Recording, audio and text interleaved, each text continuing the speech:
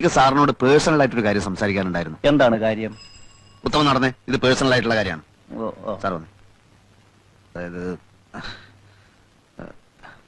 എന്താണ്? വീട്ടിൽ നിന്ന് ഭയങ്കരമായിട്ട് നിർബന്ധിക്കുന്നു. എന്തിന്?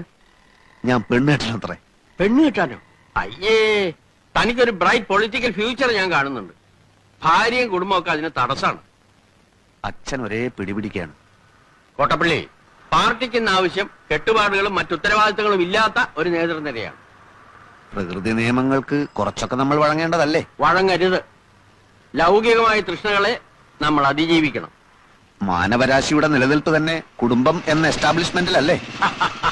വിഡ്ഢിത്തം. എല്ലാ എസ്റ്റാബ്ലിഷ്മെന്റുകൾക്കും എതിരെയാണ് നമ്മുടെ യുദ്ധം. ഭാര്യ ഉണ്ടാവുക, കുഞ്ഞുണ്ടാവുക, അതൊക്കെ നമ്മുടെ മനസ്സിൽ സ്നേഹത്തിന്റെ വിത്ത് മുളപ്പിക്കുമെന്ന് എവിടെയോ വായിച്ചിട്ടുണ്ട്. അത് വരട്ട് തത്വവാദമാണ്. സഹജീവികളെ, തൊഴിലാളി വർഗത്തെ സ്നേഹിക്കാൻ ശീലിക്കുക.